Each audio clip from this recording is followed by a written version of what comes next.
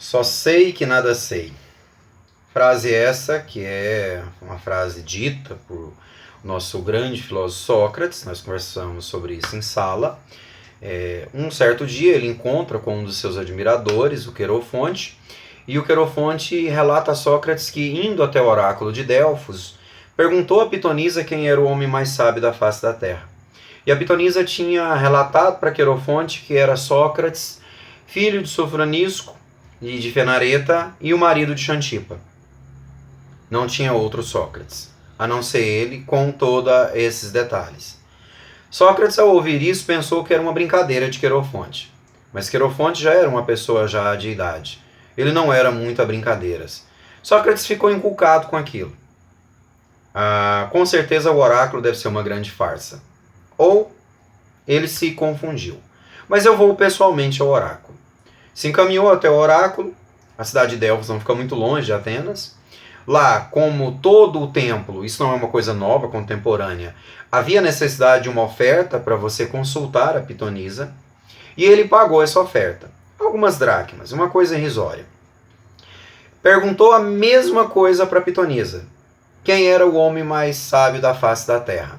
E ela lhe respondeu: Sócrates, filho de Sofronisco, de Fenareta, marido de Xantipa. Esse sou eu. Saiu de lá mais encabulado ainda, querendo desmascarar o oráculo. Sócrates já tinha feito isso com Zeus.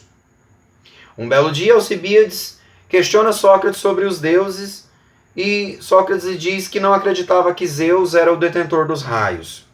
E Alcibíades questionou Sócrates. Como chegou a essa conclusão?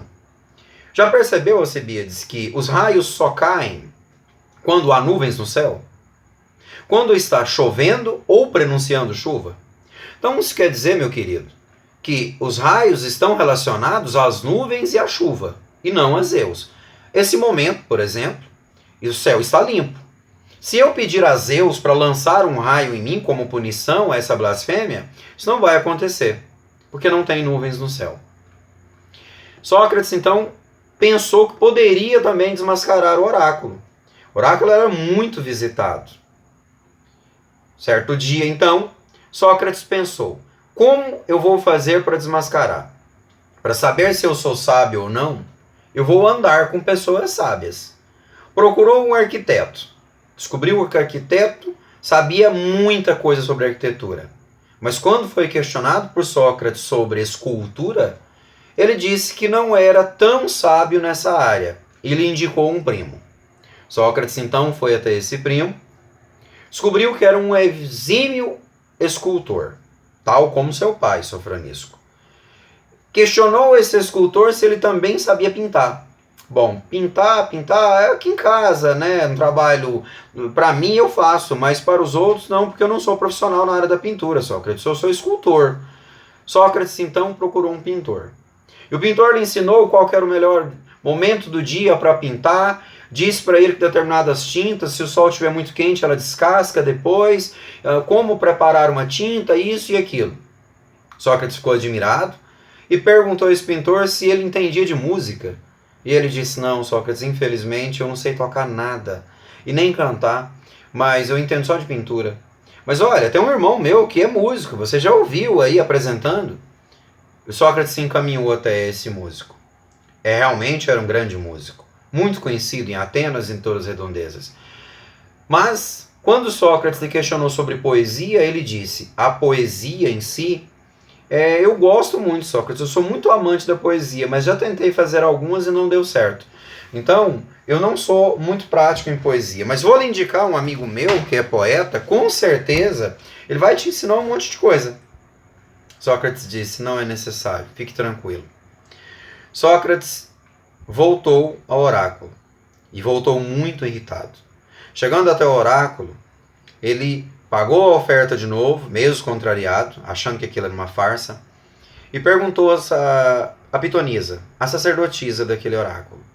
Expliquei para vocês em sala por que as sacerdotisas do oráculo de Delfos chamavam Pitonisas. Mas para relembrar, supostamente, né, mitologicamente falando, o deus Apolo, deus da beleza, da música, ele teria lutado com uma grande serpente chamada Piton, colocado essa serpente para dormir um sono eterno, lembrando que ele não a matou porque ela é imortal, mas colocou ela para dormir um sono eterno. Jogou ela num abismo, fechou esse abismo, deixando apenas uma fissura, para que essa serpente pudesse dormir tranquilamente, aspirando, né, o oxigênio. Lembrando que os deuses gregos são muito parecidos com nós, seres humanos, né? Então, quando ela respirava, a respiração dela fazia com que quem a expirasse, quem respirasse aquele gás, tinha alucinações. Então ali foi criado um templo, um oráculo na cidade de Delfos, e quem eram sacerdotisas desse oráculo eram jovens, virgens, belíssimas, né? Elas eram chamadas de pitonisas. Hoje nós sabemos que o oráculo de Delfos ele foi construído em cima de uma fissura vulcânica, onde exala-se gases vulcânicos, dentre eles o enxofre, né? Vocês devem ter aprendido aí a área de química ou de biologia, que o enxofre é um gás que causa alucinação. Voltando a Sócrates, ele questiona a pitonisa que quem era o homem mais sábio da face da terra. Ela responde a mesma coisa. Sócrates, filho de Sofronisco e de Fenareta, marido de Xantipa. E aí Sócrates, já irritado, ele diz: minha querida, isso aqui não passa de uma grande farsa. Não há possibilidade de eu ser o homem mais sábio da face da terra. Quando eu saí daqui, há uns 90 dias atrás, eu fui em busca de disfarçar essa grande mentira aqui. Eu queria resolver esse problema. Porque você disse ao meu amigo Querofonte, depois a mim mesmo, que Sócrates é o homem mais sábio da face da terra. Acontece que esse Sócrates que você disse, sou eu. E eu não sou o homem mais sábio da face da terra. Claro que é, Sócrates. Minha querida, eu vou tentar explicar uma coisa simples para você. Lembrando que a pitonisa, segundo a mitologia, era o deus Apolo falando, e não a pitonisa. Então Sócrates supostamente estava tendo uma conversa com Apolo. E Sócrates lhe disse, tentando refutar ali a verdade estabelecida pela pitonisa: eu fui em busca dos homens mais sábios de Atenas, das redondezas, escultores, músicos, poetas, tentando conversar com essas pessoas e testar a minha sabedoria. Eu descobri que eles podem ser muito sábios dentro de sua especialidade.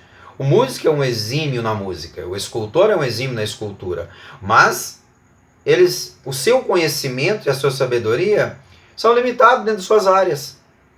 Mas através disso eu descobri uma coisa muito mais importante, que eu não sou sábio, porque eu não entendia muita coisa de música e eu pensei que eu sabia. Eu não entendia muita coisa de escultura e eu pensei que eu sabia. E eu também entendi que a arquitetura, que a poesia, cada dia que você está próximo a essas pessoas, você descobre coisas novas. E eu entendi que perante essas pessoas, dentro mesmo de suas limitações em cada área, eu não sabia nada. Eu sou um completo ignorante. Então, através da pitonisa, o deus Apolo diz para Sócrates: pois aí é que vive a verdadeira sabedoria, Sócrates. Só é sábio aquele indivíduo, aquela pessoa que tem discernimento de sua ignorância. Porque é através de nossa ignorância que nós questionamos. É através do questionamento que se encontra a verdadeira sabedoria. Essa, então, é a história da frase só sei que nada sei. Porque Sócrates não sabia de nada. E é aí que vive a verdadeira sabedoria. Você ter total conhecimento da sua ignorância. Coloquei no quadro para vocês também, né? Por que Sócrates, na maioria das vezes, os seus diálogos terminavam em confusão? Sócrates, ele questionava demais através da maieúntica, que eu expliquei no vídeo anterior, que é a maieúntica, aquelas pessoas que faziam parte da alta sociedade ateniense que se achavam sábios. E através de uma interrogação contínua perante essa sabedoria estabelecida por essas pessoas ditas sábias, Sócrates mostrava a ignorância de cada um. Sócrates acabava irritando as pessoas, A pessoa dizia que algo era assim e Sócrates perguntava por que que algo é assim? E questionava a pessoa. Isso, às vezes, colocava Sócrates em maus lençóis. Sócrates, inclusive, questionando um determinado cidadão da alta hierarquia ateniense, Ânito, e depois um seu companheiro, alguns dizem Meleto, em grego, alguns dizem Meleto, depende aí de pronúncia. Então, Ânito e Meleto, eles acusaram Sócrates perante o juizado de pederastia, de levar os jovens a questionamentos inócuos. Também acusaram Sócrates de desmentir a ideia de os deuses estabelecidos há séculos e criar novos deuses. Dizia que Sócrates prestava um desserviço à sociedade ateniense, criando discussões sem sentido nenhum para cima e para baixo.